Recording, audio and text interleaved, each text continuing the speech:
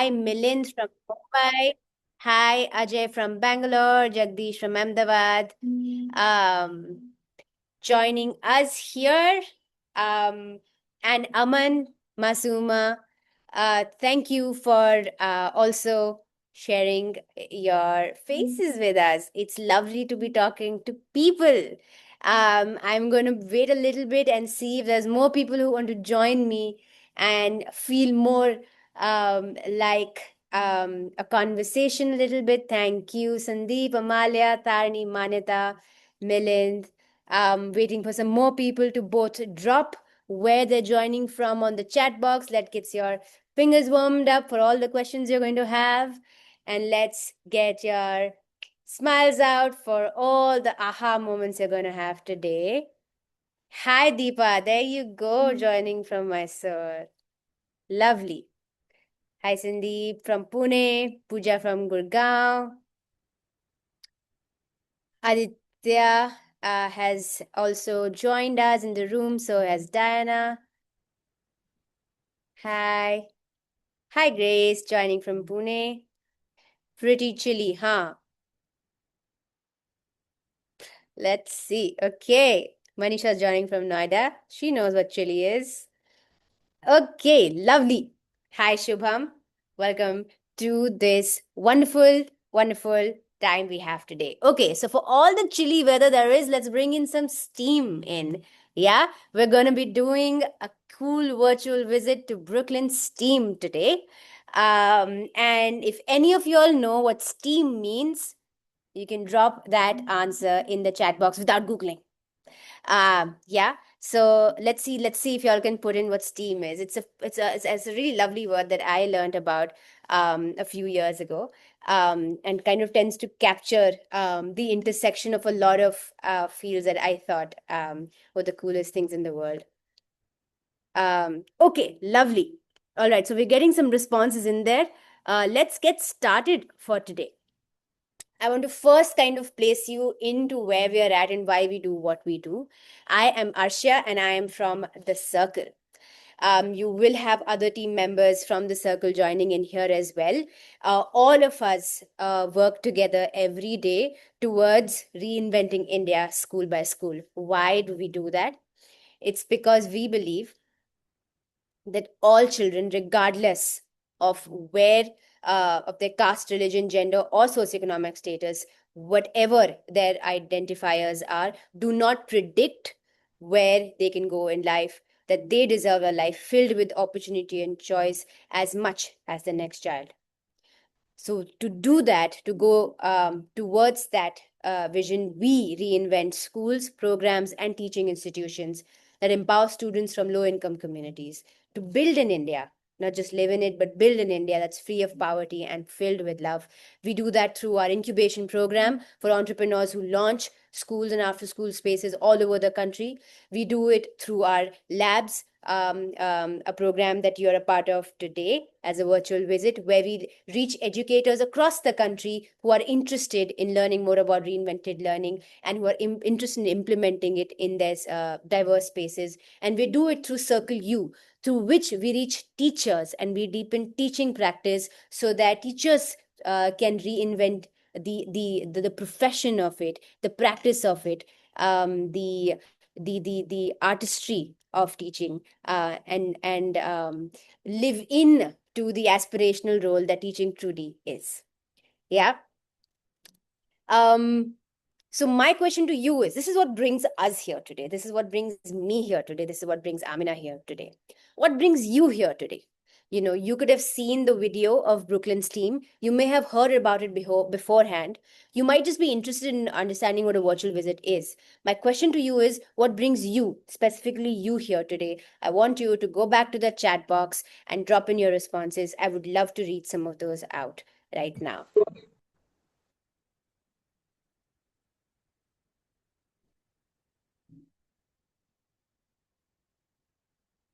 Let's go to the chat box. All right, Aditya has started us off. Aditya, sorry, wants to see how STEAM is being done in the US. Sure. So an interest in how do you bring science, technology, engineering, arts, and maths together. Sanket also wants to learn about how to give real-life STEAM experiences to students. Srinidhi works at a STEAM lab at IIT Gandhinagar. So cool. And is curious to know how folks in Brooklyn are running their lab. Very, very cool, Srinidhi. Would love to learn more about your lab and what your aspirations are through it. Amazing. Let's hear a little bit more. How are your experiences different from other STEM experience? Sure, absolutely. Manisha comes in with a big dream to change the education system in India from root levels. Manisha, I want you to respond to that text with exactly how you want to do that. Yeah, just put on a reply to that. I want to learn one more line from you. Let's go level deeper and let's hear how will you change it. Swati says how learning space and resource management is carried down. Absolutely.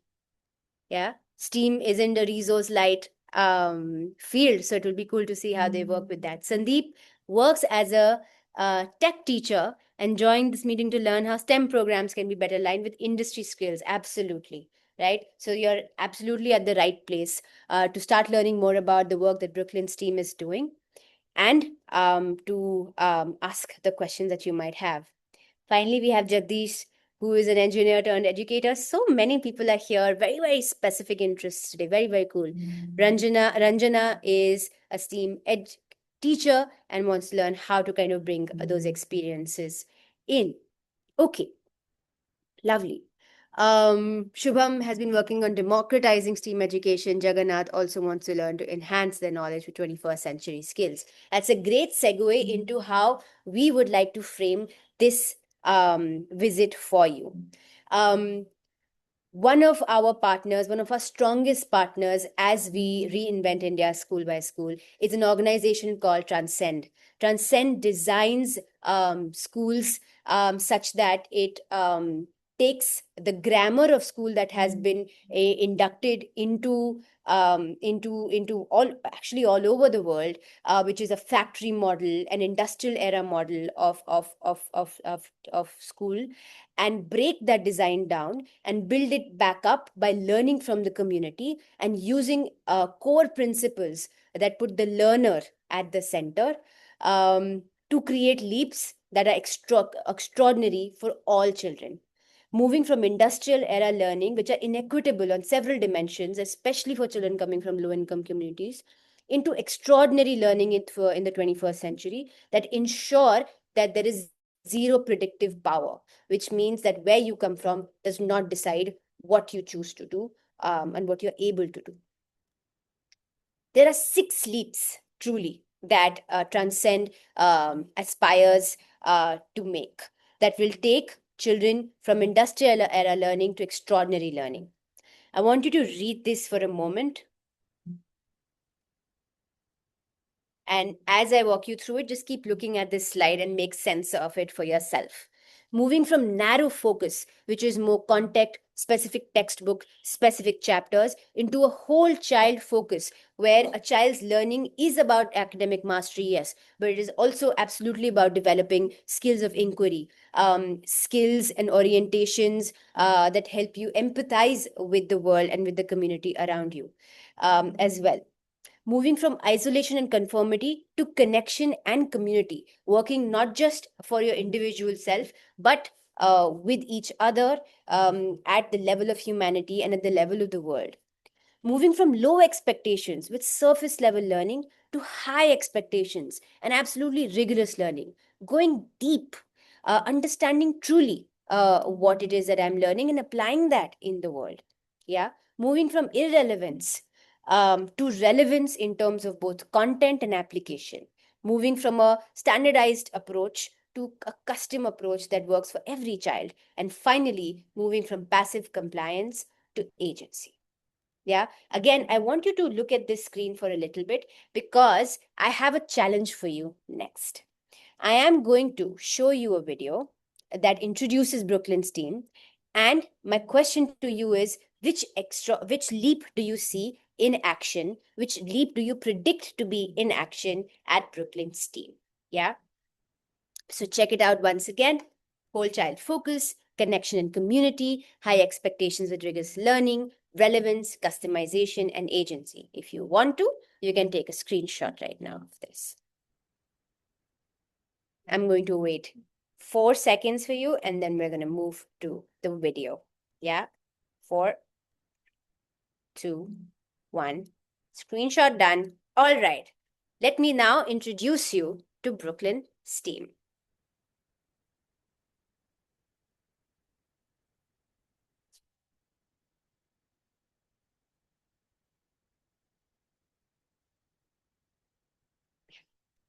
Amna, let's play the video.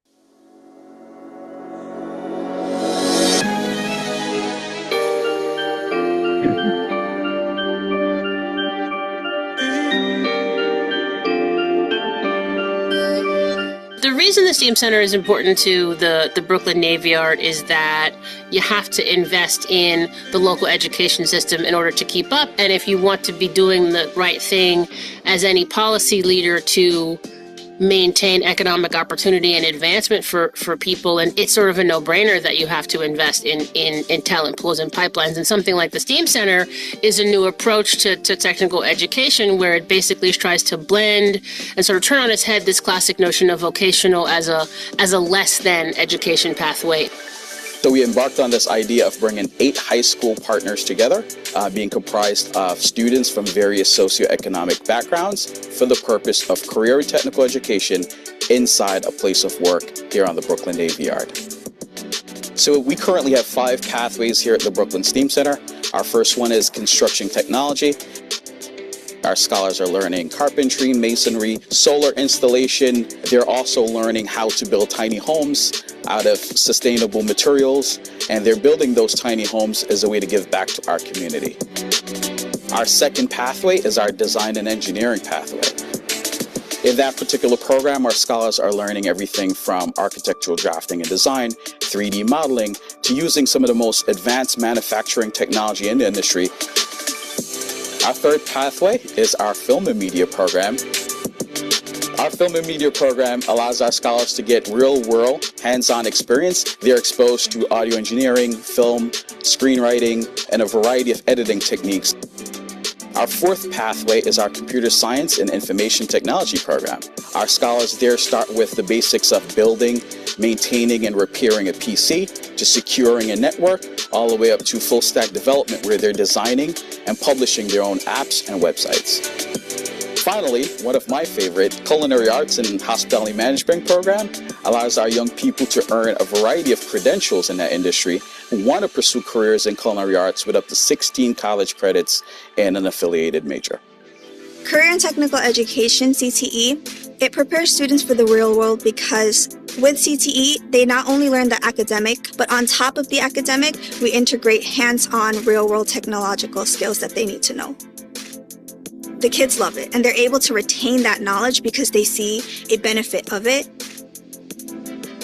The Brooklyn STEAM Center has helped me throughout everything.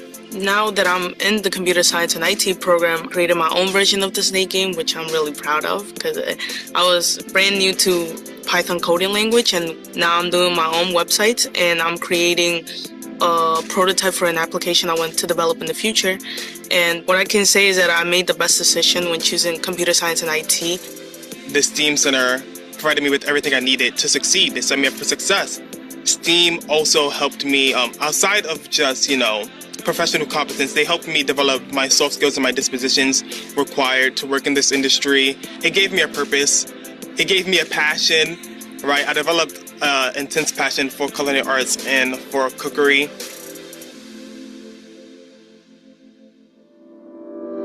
The SVA program is a 5-year apprenticeship program that's goal is to take students straight out of high school, so at the young age of 17 and 18 years old, and put them into a classroom as well as industry to get them the credentials they need to become a licensed CTE teacher within 5 years. Upon graduation, I had a conversation with Mr. Price, my principal, who told me, how about you come back to STEAM and instill the same passion that you had into the juniors and seniors that are currently here.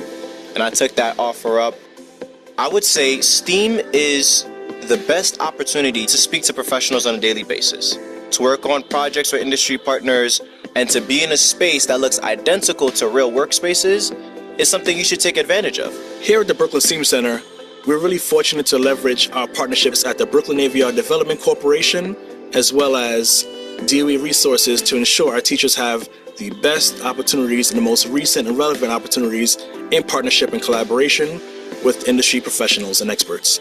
One of the most amazing things about the STEAM Center and why it's been, I think, so successful at the Navy Yard is it has direct value to our group of businesses here. So the Navy Yard, for many who don't know, because it's sort of secluded, is a 300-acre, 6 million square feet industrial campus that is home to 500 businesses and 11,000 employees. Being inside of an industry setting allows us to keep our pulse on the changes within our respective sectors, as well as the information that our industry partners and our alumni provides us allows us to think about how do we continue to improve our school and our programs to meet the demands of tomorrow.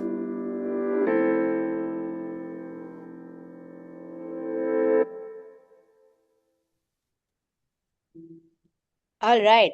That was amazing. That was a great introduction again, and I'm sure some of you may have seen this video already. But I wanted to bring this discussion and focus it on the top trends that come in for you. What I see a lot here come up is one is relevance, and the other is high expectations and rigorous learning. I know a lot of you are saying all, and agency came out as well, but let's actually hear from a couple of you. I would love for someone who wrote relevance to share exactly why they think that leap is in action. You can come off mute and share, like maybe a quick line.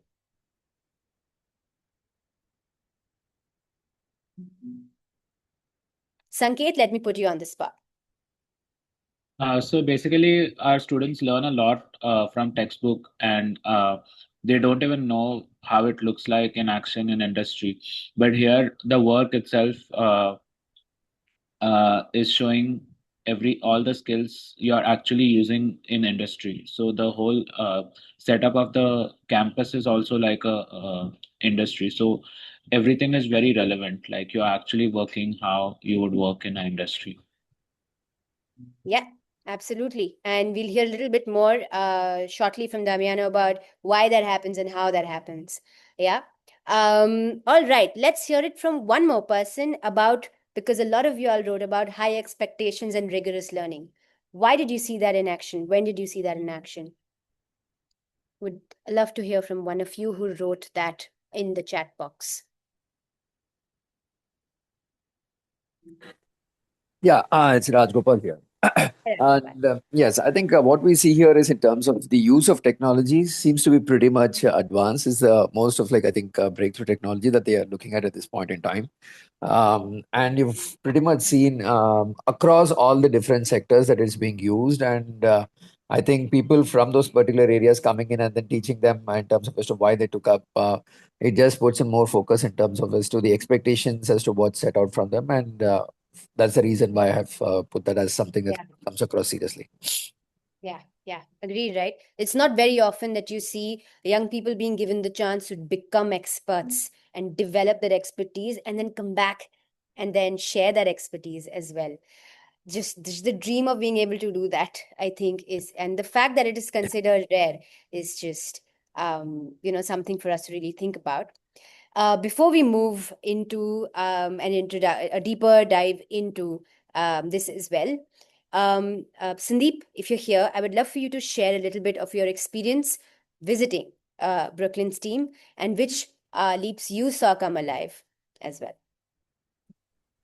Yeah, I was there about a month and a half ago. Damiano and everybody else welcomed us really warmly, and so a lot of gratitude to all of you for doing this. I was just blown away by so much of what was happening in that school. I think it was the best example, I think, of just a school that was highly relevant for kids because it was actually trying to design experiences that were relevant for the workforce. In fact, it was designed in collaboration with the workforce.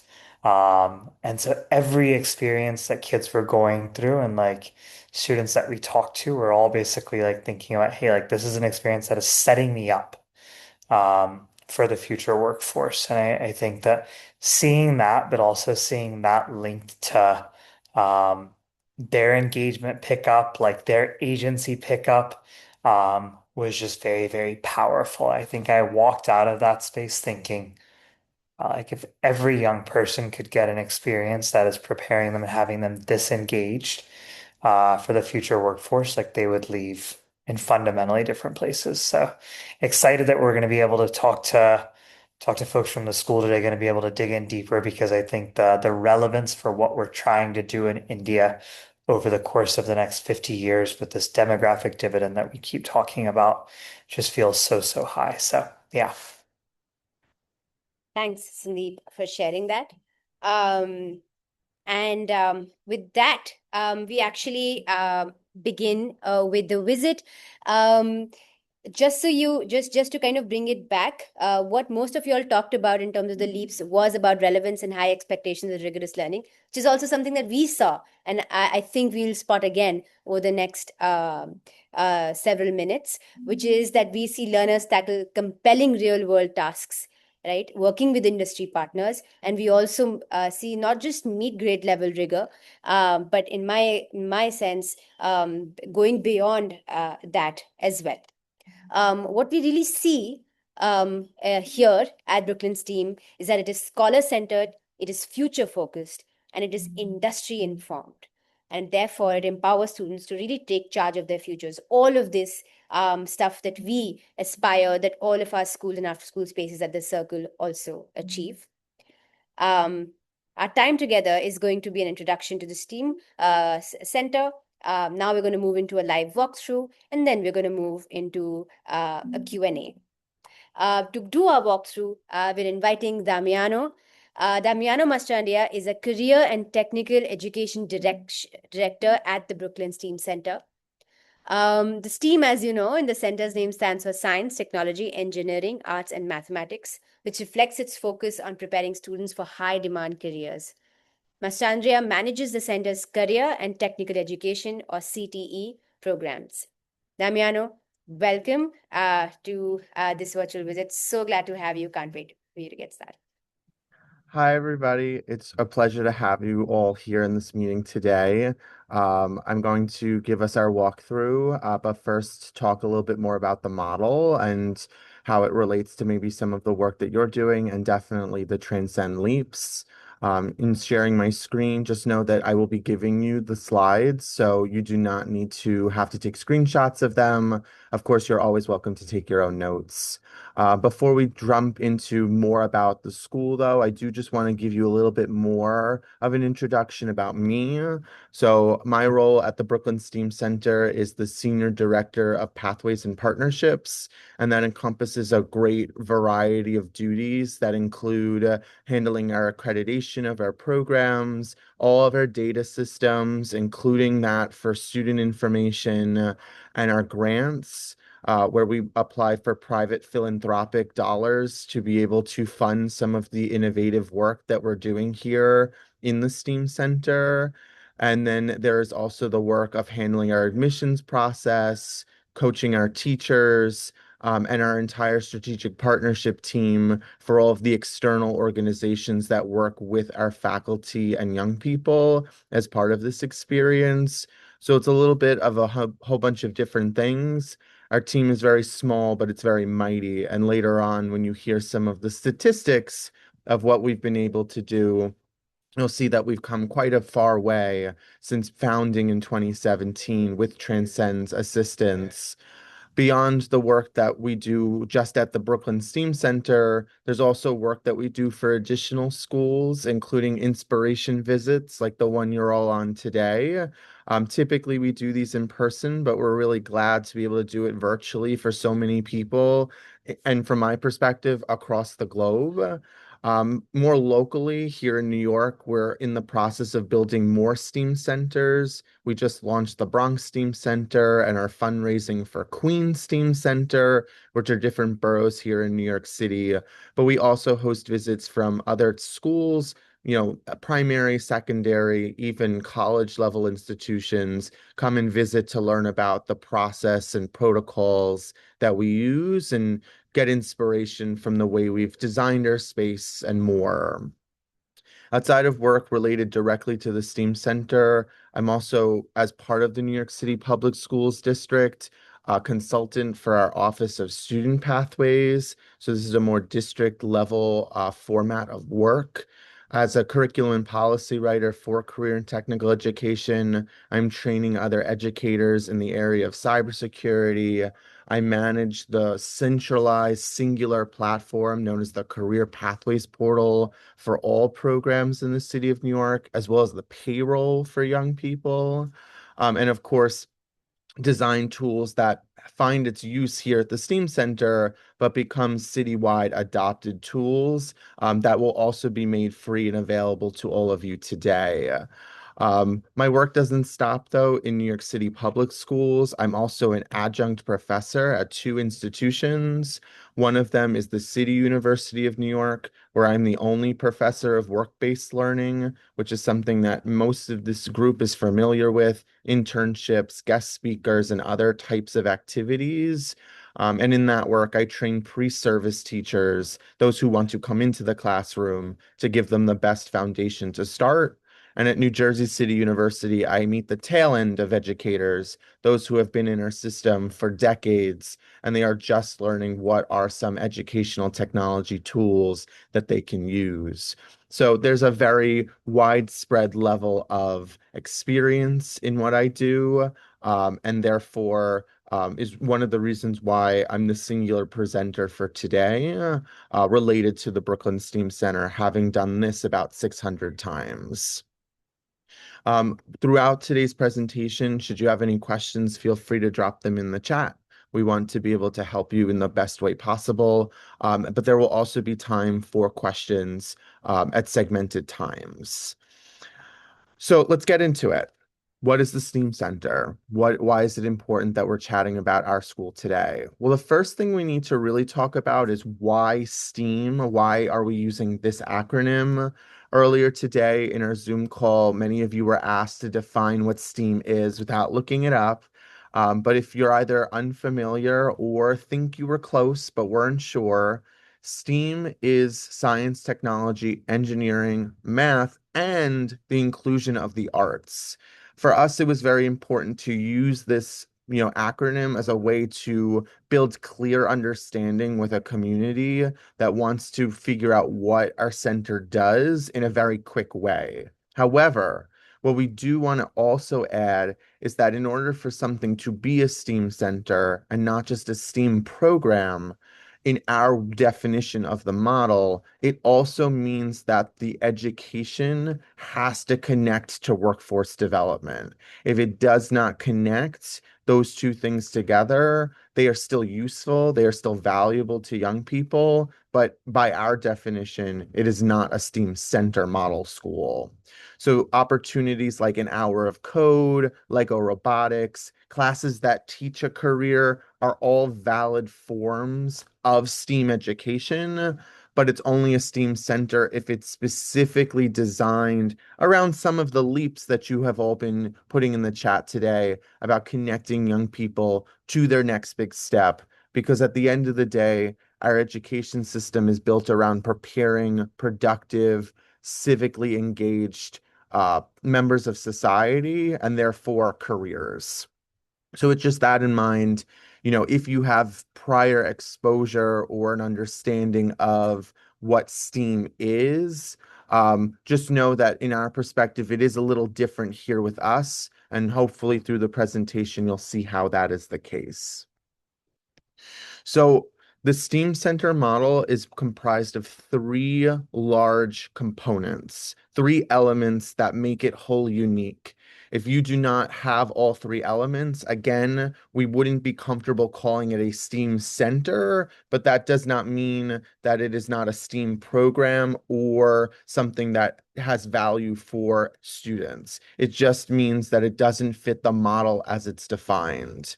Those 3 elements are going to be shared instruction, career and technical education, and workplace immersion. whether through the hints that I'm going to throw up on the screen or the video that we just watched. You may very well know what these things mean, but we will look deeper into each of them to solidify our understanding of what actually needs to happen for it to be a STEAM center. The one thing that I will put as a caveat in front of all of this, though, is while we believe that anywhere can have a STEAM center, you are all school designers and leaders and people in your community that make big changes. And a STEAM center would need to feel right for you if you're looking to replicate it one-to-one or wholly. But there are elements within it that you might find are replicable, and that is okay with us too. We're happy to share any best practices that we feel confident in. And so just know that this presentation is not a sales pitch for you to build an identical copy. Unless, of course, you want to, then that'll be a conversation to have as well. So let's begin with that first piece. The first piece is going to be around shared instruction. And so what this means is our young people are not ours. They actually split half of their day every day in the last 2 years of secondary school, grades 11 and 12 here in the US. And students are spending 2.5 hours a day, Monday through Friday, on the regular public school calendar to be able to participate in our program. By coming from these 13 different schools, young people have to have a schedule that enables them to come to us for half of their day. And so what that means is we have 2 sessions. In the morning, we have young people wake up and come to us if they are in our year 2 group, our seniors.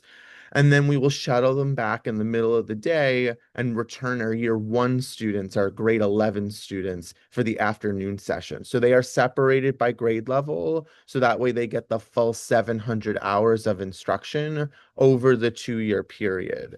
Students are bused from these 13 different schools, and these schools were specifically picked based off of representing the community of our borough, Brooklyn.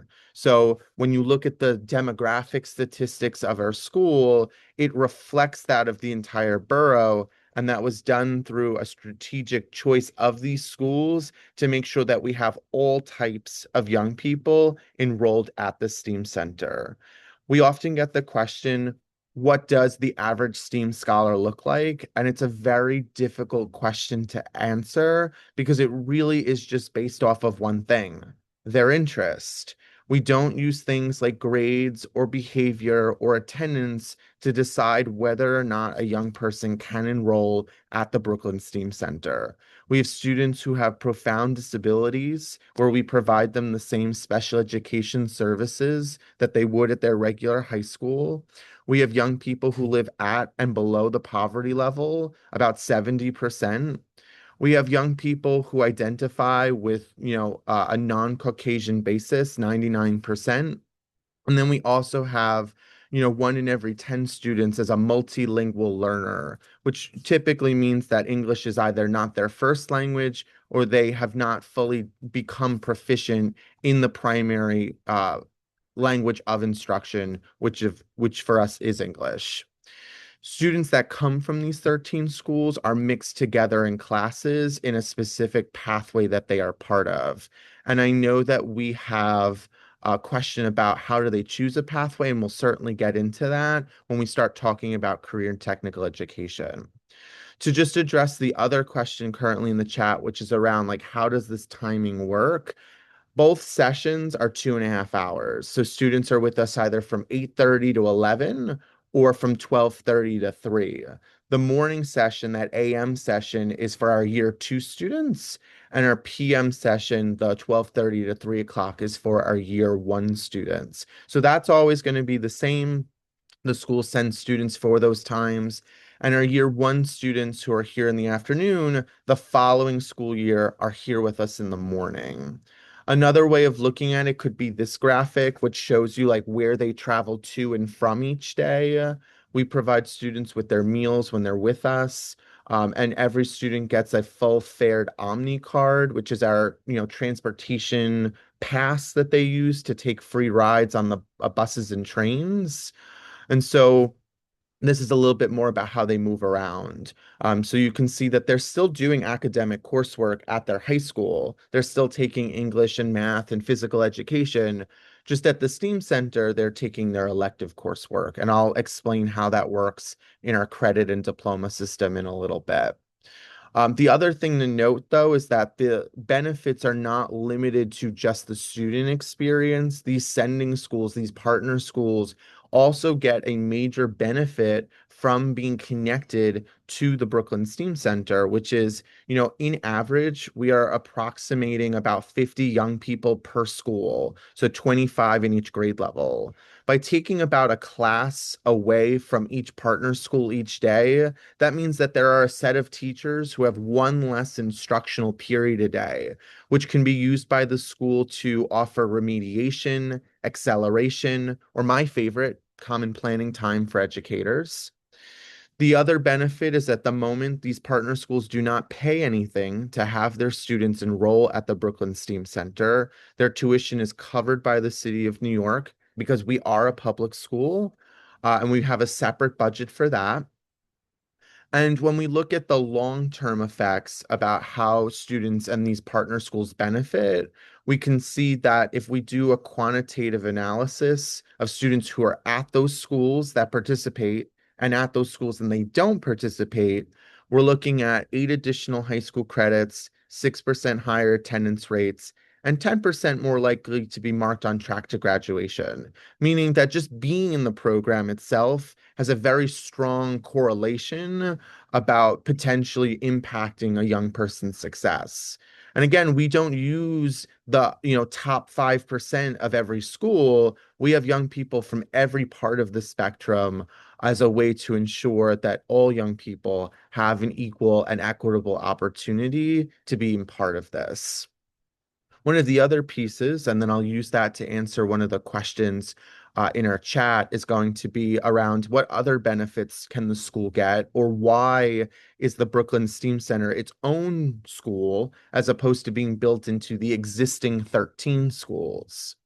Well, one of the things is by enabling us to specialize in what we do best, career and technical education, our leadership can be really focused in one particular area. An analogy that I like to give is very often in the medical field. If somebody needs heart surgery, they're going to go to a cardiothoracic surgeon. They're not going to go to their general practitioner. In general, right, a general practitioner can take care of most things, but if you want to do something well and you want to do it right, you need a specialist to be able to handle that. And the Brooklyn STEAM Center provides for 13 schools specialist care around career pathways. That doesn't mean that the school itself cannot have their own career pathways. Many of them, in fact, do. But we get to work hand in hand as an anchor and a coaching partner to develop those programs. We also reduce cost and administrative overhead. So as a principal of one of these partner schools, your main job is getting young people to our school, and that's about it. And we take care of the rest. So instead of having to design and implement 12 different career pathways at your own school, you can rely on these specialists to take care of the hard work for you, and your students still get to benefit.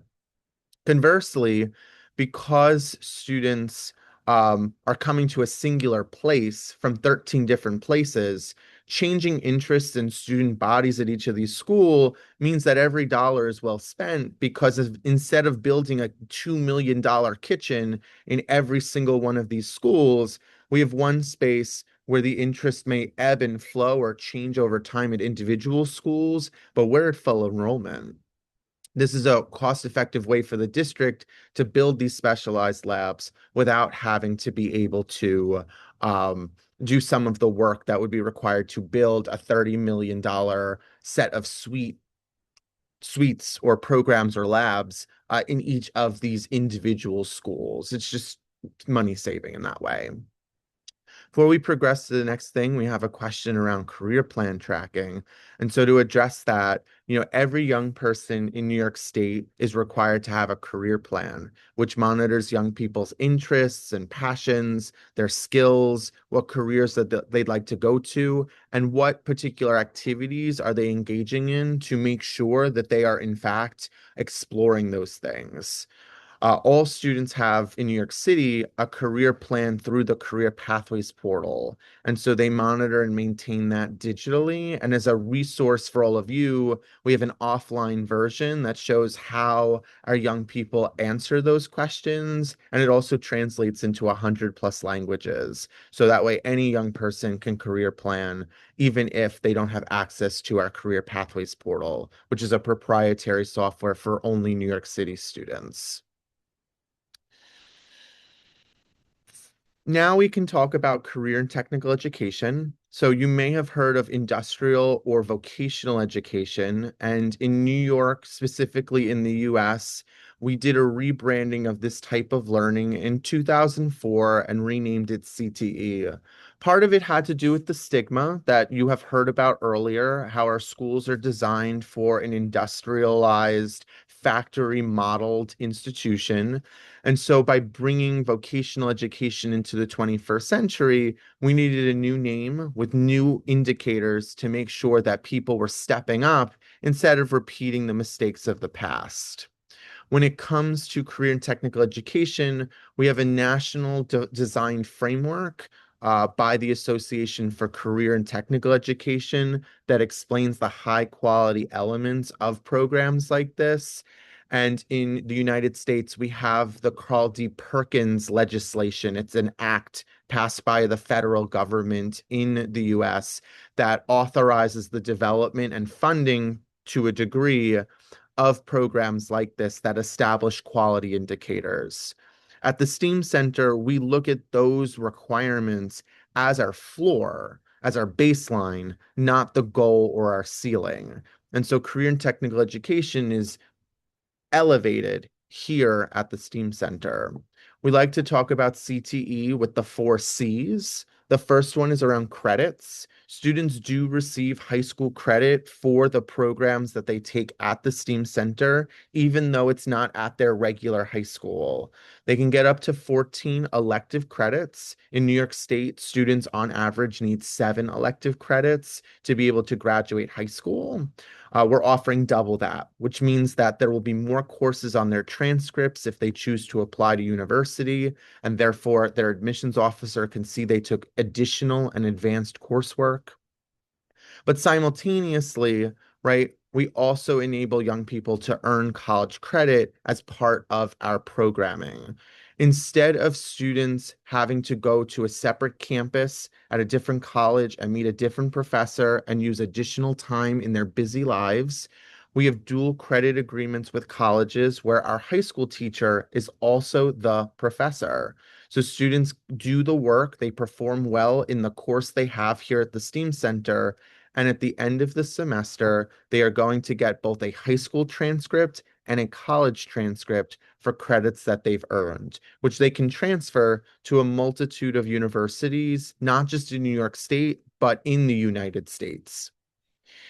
For some students that really put in the hard-earned effort, they can also take advantage of our specialized articulation agreements. These are formal documents between our program and college institutions where young people can get up to 21 college credits, not including advanced placement exams or what we call College Now, which is when students take coursework on their own time at a campus to get college credit. Students could potentially earn up to 30 college credits while still in high school, which would eliminate 1 of 4 years for a standard baccalaureate bachelor's degree. And of course, that means students wouldn't have to pay the tuition and they would graduate earlier, which would connect them to the career that they desire. Statistically, 100% of our students over the last 5 years have been accepted into a college. 99% of them have opted to go. The 1% that have not gone to a college or university have enrolled either in an apprenticeship or the armed service. Young people make that choice because we offer a career and financial management seminar course that they take throughout the first year while being here at the STEAM Center. And so young people really are set up to make what learn and earn option that they want to study afterwards. In fact, 80% of students at the STEAM Center continue to study what they do here at the school in their post-secondary option, but we're certainly not upset about the 20% that have pivoted or changed their career choice because they still have skills where they can get a job above a minimum wage, and they can confirm that that trade area is not something that they want to pursue long term. And therefore, since they didn't pay anything, there's no loss of both time or money to follow that option. For those that do want to go into the specific industry, young people also develop portfolios of their work. And one of the things on there that they include is something called an industry certification. These are credentials that are created by official third parties like Microsoft, Adobe, the Department of Health, on which each of our programs have around 3, though our highest program has 7 credentials that students can earn. And these validate their skills and competencies in these specific technical areas and can also qualify for college credit and be the requirement for certain job applications. In the time we've spent at the STEAM Center, young people have earned annually around 800 cumulative college credits, and we've had about 800 graduates since our founding in 2017, where we've issued over 2,000 industry certifications. So you're looking at around 2.5 credentials per student. Moving away from our first 2 C's, which are much more around cold, hard, calculated math and courses, is the other qualitative things around counseling and connections. Every student has a counselor here at the Brooklyn STEAM Center, but counseling is not limited to that one individual. Every young person sees about 14 individualized check-ins over the course of the 2 years, which is a shared responsibility between the counselor, our teachers, and even our post-secondary planning team and administrators. Young people have thematic conversations. So the first check-in may be very different from the last one. For example, in year 2, when students are a senior right before they choose whether they're going to college or not, we spend individual time with every young person to explain the difference between university, trade school, apprenticeships, and going directly into the world of work. Lastly, for CTE specifically, we have connections. We have a phrase called, it's not always what you know, but who you know. And what that translates to is we can develop our young people to have amazing skills in the areas that we're about to reveal. But if they're not connected to anybody in their industry, it will be much more difficult for them to be able to enter that industry, either with their first job or learning opportunity. A lot of this happens in our work-based learning program that includes different types of opportunities like guest speakers, industry tours, job shadowing, and of course, the very famous internship. Since starting the school, we have orchestrated 1,000 paid experiences for young people to work at businesses or for businesses. And that includes developing partnerships with these industry partners in one way. It will also show up another way in a little bit.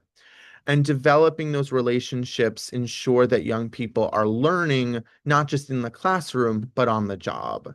And we've been very fortunate to receive funding to pay those young people across those 1,000 experiences upwards of 1.5 million US dollars. So young people are actually being paid to apply what they've learned from their classroom in real work experiences, as opposed to what is more typical of an unpaid internship. Just to look a little deeper at the coursework, I just wanted to highlight that students do take their pathway, their specific trade area, both years. It's only in year one that they have that weekly seminar for career and financial management. And very often, by the time we reach this point in the presentation, folks ask us, well, where do our teachers come from? Who are they?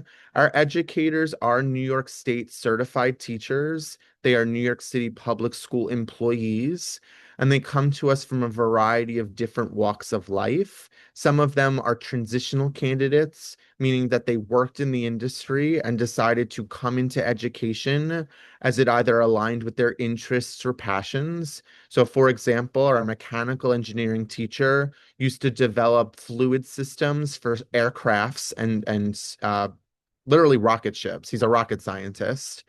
And then we also have our own homegrown faculty, where in the promo video, you heard Imama Akhtar explain that there's this thing called the Success Via Apprenticeship Program, where we train and hire 17 and 18-year-old students who just finished high school in a program that was CTE, and over a 5-year period, pay them a 90% of a starting teacher salary and rotate them between externships in their industry, working in schools under a cooperating mentor, all while going to school at night to earn their teaching license.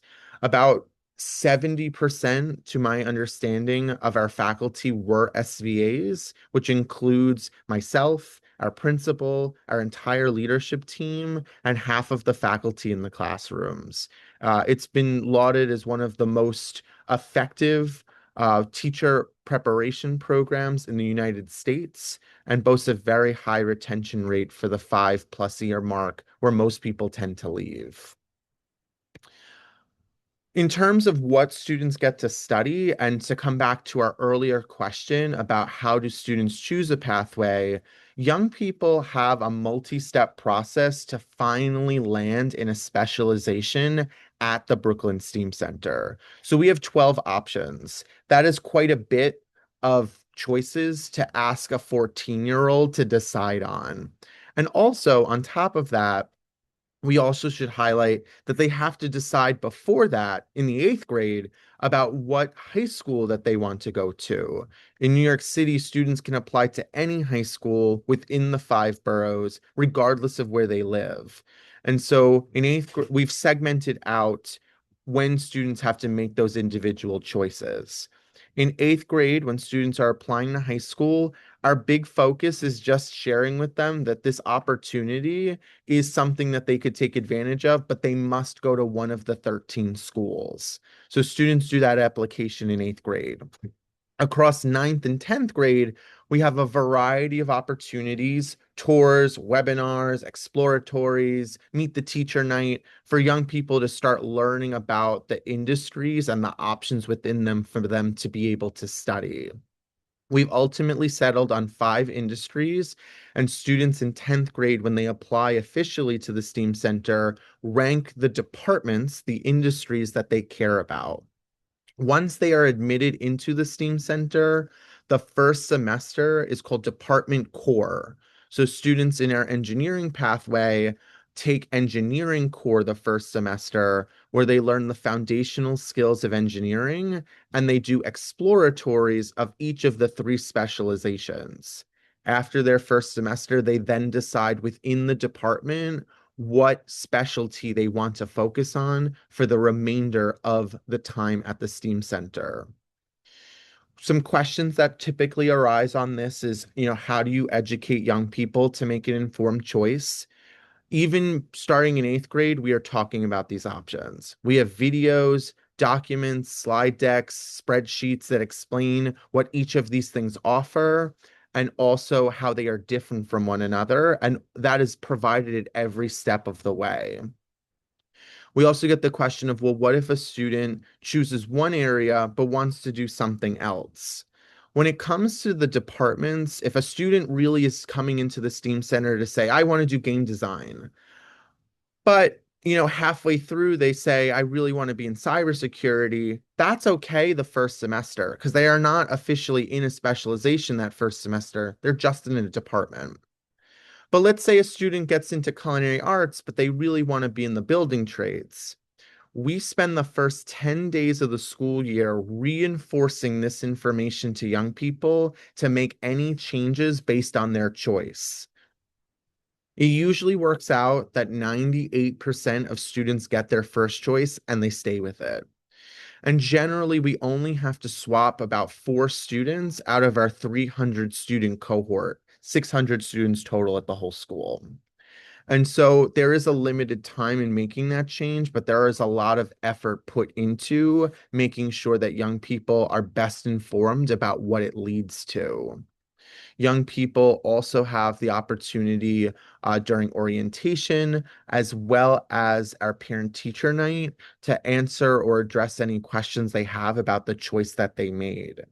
Since the only criteria we use to determine whether they get accepted is going to be based off of their interest, when students rank these department choices, they write out or they record a video or audio clip that explains why they want their number one choice.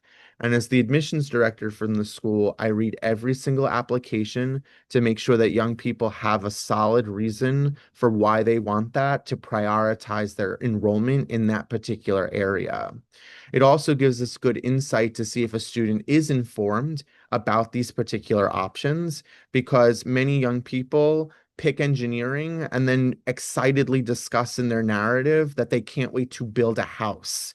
What we have to then do is email, call, and text them back and say, what you really want is the building trades department. Would you like me to update your application? And so there's a lot of thought and intentionality about providing young people choice with voice to be able to do what they need to. However, we do have a limitation, which is that in New York State, the maximum class size at the secondary level is 25 students. And so that means each of these specializations at the end of the day will only have a maximum of 25 students in each class. Part of that has to do with the limited facility. While we do have 30,000 square feet that we'll see today, it does mean that we only have 12 labs, and each lab is only staffed by 1 educator per program, so we don't have the ability to offer different additional sections. So just to mathematically demonstrate that to you, culinary arts has 1 specialty, so there's 25 students in that entire department. But computer technology has 3 options, so there's 75 students in that area. Again, 98% of students receive their first choice, so we're not off the bar or running into issues with over-enrollment, but it is something to consider as part of it. As part of the experience, students explore things related to the goals that we have for them. Very cleanly and clearly, most of you have probably already assumed that we will teach students information related to their industry. So we will teach them technical skills. But there are 4 big areas if we can develop for them. Professional skills, how to collaborate and problem solve, building their identity, celebrating who they are, giving them that voice on a consistent basis, and social capital, which is connecting them to where they are. The final thing that I have to just end this segment of our presentation is around workplace immersion. And so, you heard in the video that we are located on the Brooklyn Navy Yard. The Brooklyn Navy Yard itself is no longer an active military base, but it does feature an industrial park of over 550 businesses with over 13,000 employees. And so young people are able to connect directly to those industries by an elevator ride away. Young people do their internships or see demos from these real companies in live time. And earlier we had a question about the partnerships with these industries. And one of those things comes through our advisory council, where every single one of our programs have a mandatory enrollment of industry partners to provide feedback on the experience, how we are performing, and then review all of that for our state accreditation process. The reality of the matter is you can do great career programs, but our state chancellor said it best, which is, if you put young people in a school, they'll act like a student.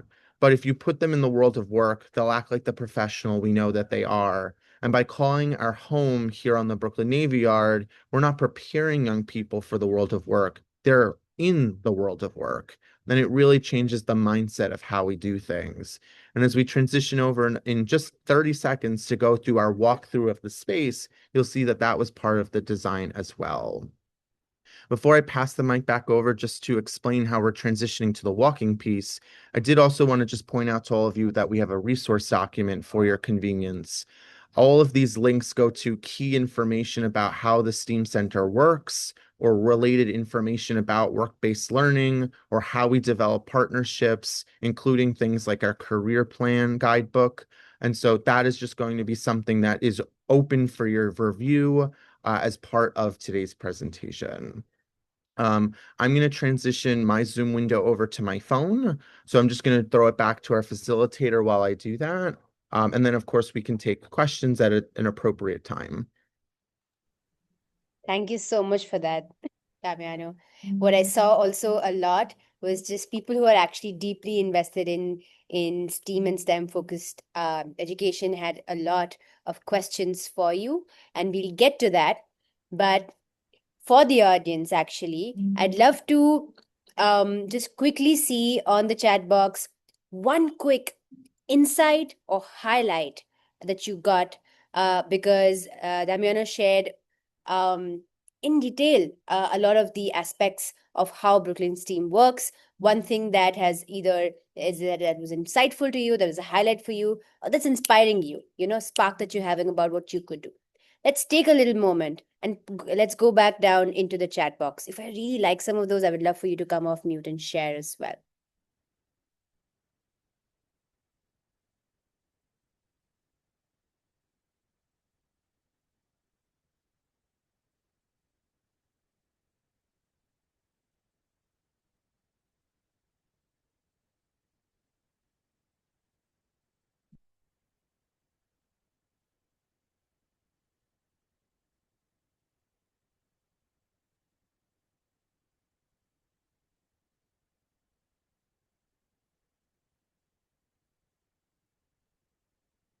Yeah, the collaboration with industry and colleges. This is something that we'd love to kind of see as well. Um, and what it will be interesting for us to also notice, how we can kind of incorporate that in some of our own practices. How might it look different for us in a different industrial setup in India as well? Absolutely, Aditya, I agree with you. Much adaptation is needed, but that also just kind of brings us to what might be areas that we can explore in India that may not be that easy to explore in the US as well. Yeah. Ayush says rebranding to CTE to integrate in education. Yeah. Where vocational skilling is used for more mass skilling initiatives. Absolutely. Sindhuri's idea that young people are ready for the real world. I really like that when you place scholars in the real world, then they are the professionals that they become the professionals that they are or they always have been. And then Aman says, I really like how they take care of the kids in the whole life cycle from selection to assisting them find right internships. So care is still at the center, absolutely. Credit earns are double of the university's requirement. This really brings home the rigorous learning piece as well. Absolutely. So now, as we see, Damiano is ready with his moving phone because we're actually going to do a walkthrough of the space itself. As the walkthrough is happening, Damiano will share a little bit about the space, what happens, and some tidbits. If you have questions, you know what to do. Just put them down in the chat box. Once Damiano is done, we'll come back and we'll hold a discussion. Yeah. All right, Damiano, over to you. All right, so this is the Brooklyn STEAM Center. This is our commons area. Students actually designed this whole area by themselves. This is a collaborative space where young people do assemblies, they have their breakfast and lunch, classes can happen out here, and you'll notice that there are a lot of intentional choices about building the facility to represent the world of work, or at the very least, a university environment. You can see that all of our office space is right outside, so providing direct access to young people to the services that they need, and that there's a lot of flexibility in terms of the furniture that we have. We're going to now head on over to some of our labs, But you can see that in designing the space, young people were able to reflect actual places that they would find their work. It's built into the Brooklyn Navy Yard's infrastructure. So we are an entire floor as part of the organization. So the first area we're going to go see is our engineering lab. We can see in the fabrication lab, our students are using things like 3D printers, as well as things like our CNC equipment. Young people get certifications for these items. You can even see the scissor lift right here. Young people actually learn how to use that as part of the process. So here we have our fabrication lab. We're going to head right on inside. This is where students will take their 3D designs that they make in products like Revit or AutoCAD or Rhino. And so you can see there's a lot of professionally graded equipment in here.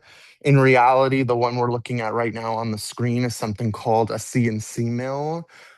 This piece of equipment alone was 150 US dollars, 150,000 US dollars, I should say, and is it's gonna be one of the things that young people need in order to be a production technician. One of the interesting feedback items we had received from our advisory council when we were setting up young people to do internships is that students actually get a certification from Haas to demonstrate their knowledge of this machine, but our partners didn't have it yet. They were still raising funds to be able to do that.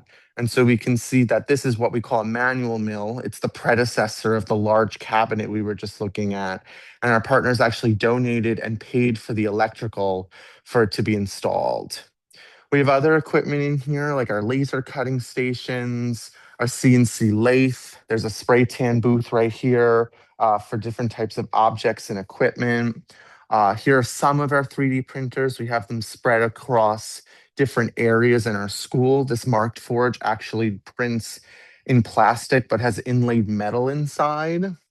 And then this is our water jet cutter. As I walk us over to our multimedia suite, I'm seeing chats come in, and so I'll try to answer them as they come. One of them I saw was how do we do safety? As you can see, every room has a first aid kit in it. All young people complete a safety unit before they start using equipment. All of our young people also earn the OSHA 10, except for in construction where they earn the OSHA 30. OSHA is the Occupational Safety Administration Health Act. And what it does is it provides training for young people in what is considered a safe workplace environment. This is our multimedia space. This is our sound stage where a lot of the movie magic happens for our media programs. You can also see that we do a lot of community outreach. This is a visiting vendor, Smile New York, that does free cleanings and x-rays for our students. They're temporarily using this space because everyone on camera's got to look good, you know? But you can see that all of our cameras are set up so that way young people can record different music videos. They can be able to take photography using the lighting equipment and so on and so forth. As I transition us over to our next space, I just wanted to point out that this department also has a recording studio and a control room. I also noticed in the chat, someone said, how is the curriculum designed? It is customly built here at the Brooklyn STEAM Center. We have 700 hours of training that is needed for young people. And so there isn't a one-stop solution for that, nor is it designed specifically for New York City or for students in high school. And so some of the work that we do with our advisory council and our teachers is to design that work and come up with ways that they have artifacts and credentials of value for what they need. On this side of the school, we have another commons. This is actually the original space. Where we started was the expansion space that only opened about 2 months ago. And so young people are taking full advantage of this 30,000 square feet. Our culinary arts lab is a fully stocked kitchen where young people design and make the tasty treats that maybe you even know and love, as we have an international cuisine for curriculum. And then we also offer continuing education. So in addition to our young people, on evenings and weekends, when budget is available, we offer credential-based courses, including how to operate a forklift that has its own certification as part of the learning. And then the final space that we're going to just check out is back on the original side, which is called our instructional IDF. The IDF is a area in technology where it's not the main area where all of your servers and networking stuff is, but it's an area that supports either another wing of the school or another floor. It's the technical term for any business, not just a school. And students actually have one that looks exactly like the one the school uses for production. And so they set up their own servers, they can host their own games for the game design program. They can run their own ethical hacking as part of that work too. So you don't have to worry about the legal or worries that would typically come with students cracking passwords or pulling information from the Wi-Fi.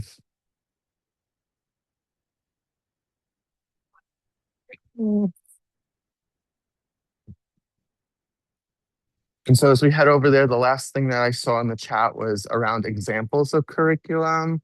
We absolutely can share that with all of you. We have a document that explains all of the major pieces related to the STEAM Center.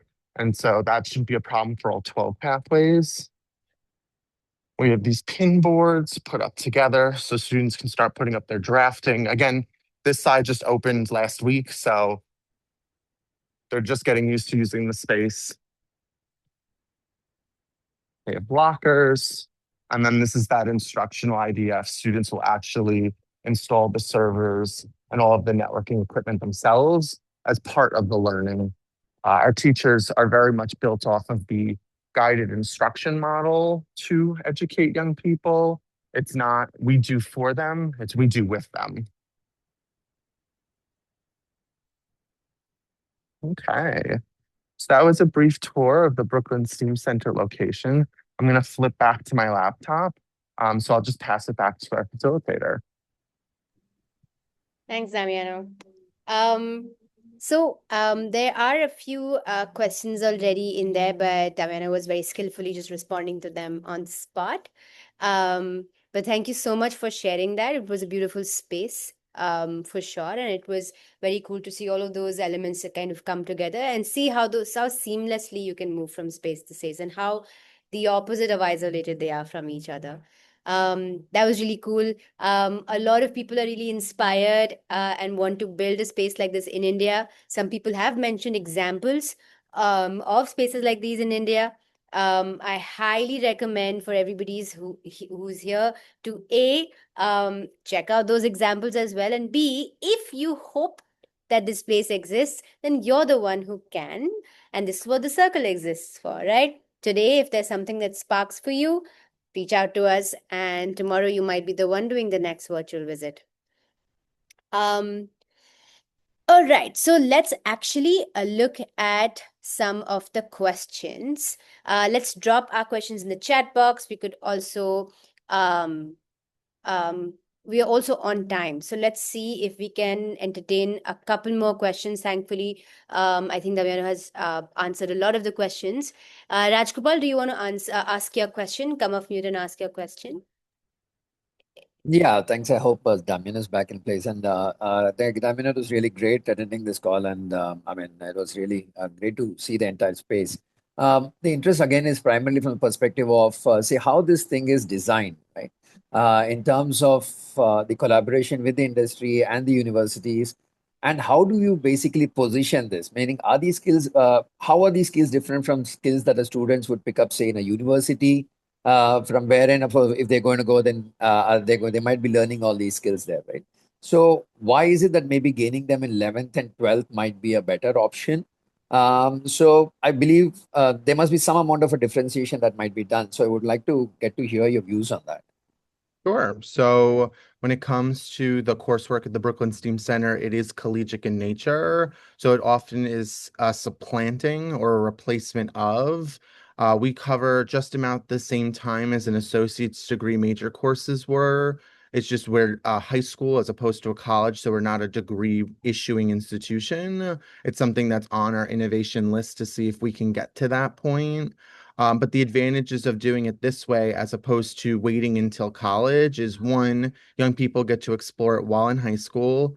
Two, in the United States, at least, professors are not required to learn how to teach. They just have to have a degree in their area of focus. And I can say that as a professor in two separate colleges that is the case. But all of our educators who are licensed by New York State are required to go through weekly training related to how to be better teachers. And then also on top of that, not every young person is on a university track. They don't have to do that. These will directly enable them to be employed right out of high school. They still overwhelmingly choose to continue onwards, but they get to at least skip the metaphorical line of courses that they've already learned because they already have the credit for it through those agreements.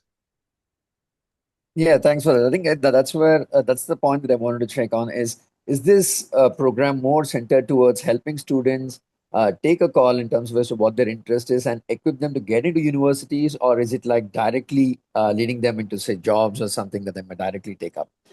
It's both. We have a phrase that we call learn and earn. And so all students need to be able to make an economically stable wage, which is the end goal of all education. And learn is subjective based on student choice. The majority of young people choose university, but even the ones that opt for something different are still on a learn path, either through direct work experience or not. 60% of students who graduate do immediately go into employment because they feel like that's the best way for it to work. But we're not requiring or tracking them into one specific option. It is ultimately their choice. Right. I mean, I think the other part is what the earlier question that I asked regarding the design of the curriculum is then how specialized would it be? Because universities would rather focus on a lot more specialized education, whereas maybe in 11th and 12th, you could keep it more generic in nature in terms of as to what we're teaching them. So, how is that taken into consideration towards the design of a curriculum? Sure. So each of our programs are designed and aligned to resources that specifically identify a particular career role. We have a process that's linked actually on the document that I shared earlier, which is called our CT program design process that ensures that curriculum is directly aligned to a career job title and not just an industry overall. If you were to ask like what specifically we align towards like our cybersecurity program, I'm going to tell you it's a penetration tester. If you're asking us our computer science program, they're a full stack web developer. If they're going to be in their video production program, they're going to be a film editor. So we use the aligned career competencies, the research that's available, the qualitative information our advisory council can provide to us to make sure that students are developing skills that specifically speak to both a job that they can do entry level and also a career trajectory that has steps that they can grow from. All right. Thank you so much, Ajpal, for your many questions and Damiana for responding to them. There are a few more questions. We're going to actually dive into those questions if we have some time. But first, we just wanted to take a quick minute, not even 30 seconds, for y'all to respond to a poll.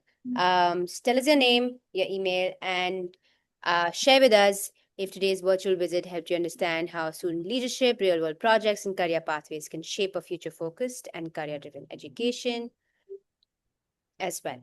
It'll take you about 30 seconds, maximum 45, and then we can move to those questions.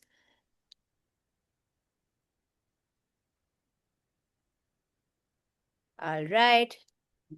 We've had...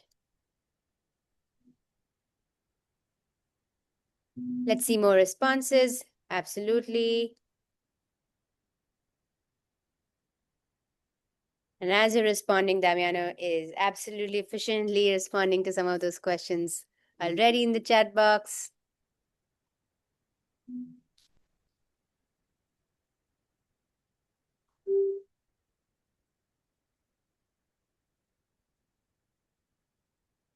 So some of the responses and challenges are policy, funding, that really resonates as well for us. So it's really interesting to see that the challenges remain the same. In hindsight, they look like challenges and not obstacles to kind of overcome for sure. There's a question around whether the faculty is permanent or visiting as well. All right. Amina, you can let me know when it's time to be done with the book. Just a couple more and keep it. Lovely.